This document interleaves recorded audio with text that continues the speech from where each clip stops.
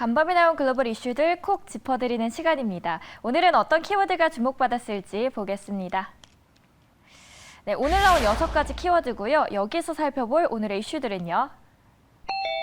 화이자 그리고 WHO, 마지막으로 보이콧 이 3가지 키워드 함께 보겠습니다.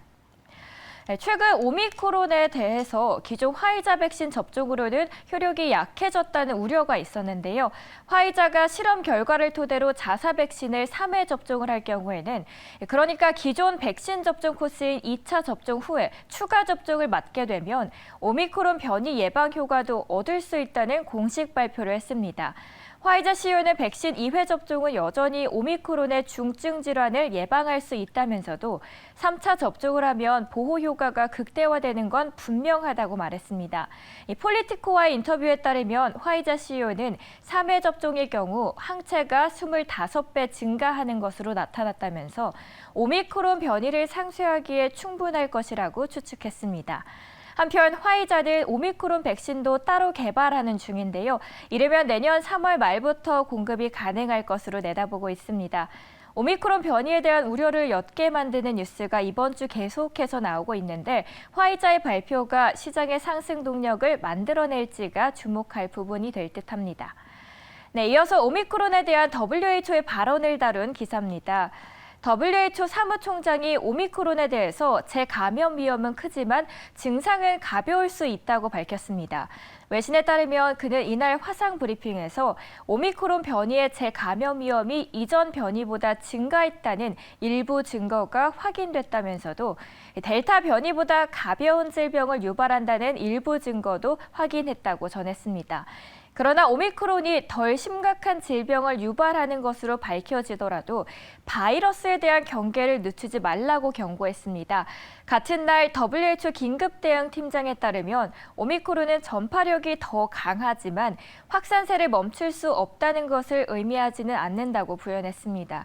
그러면서 새로운 변이가 이전 변이보다 덜 위험할 것으로 확인된더라도 이 전염력이 빠르다면 더 많은 환자가 발생하고 의료 시스템에 큰 부담을 줄 수 있다고 지적했습니다.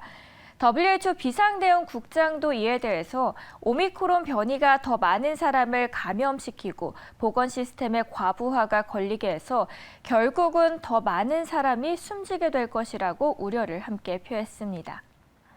네, 마지막 기사는 베이징 올림픽에 대한 로이터의 보도입니다.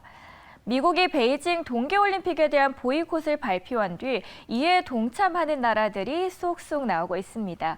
유럽에선 다음 동계올림픽 개최를 앞둔 이탈리아가 가장 먼저 보이콧 선언을 했죠. 7일 뉴질랜드에 이어서 8일에는 영국과 호주가 보이콧 방침을 밝혔습니다. 호주 총리는 외신과의 인터뷰에서 미국과 함께 베이징 올림픽에 대한 보이콧에 참여할 것이고 중국의 인권 탄압 문제를 이유로 밝혔습니다. 한편 보리스 존슨 영국 총리는 베이징 올림픽에 대한 외교적 보이콧이 효과적일 것이라면서 장관과 관리들은 아무도 참석하지 않을 예정이라고 말했습니다. 영국에 이어서 캐나다도 인권 탄압을 이유로 외교적 보이콧을 공식화했죠. 이로써 영미권 5개국이 모두 보이콧에 동참하게 되었고요. 미국 동맹국 중에는 일본만이 결정을 앞두고 있는 상황입니다. 이로써 대중국 안보협력체죠. 이 오커스와 더불어서 기밀 정보 공유 동맹인 파이브 아이즈 이 5개국 모두가 보이콧을 선언했습니다. 파이브 아이즈와 오커스 안에는 미국, 캐나다, 영국, 호주 그리고 뉴질랜드가 속해 있습니다. 네, 이렇게 잠든 사이에 나온 따끈한 외신이었고요. 시장에 미치는 핫한 키워드 만나보셨습니다.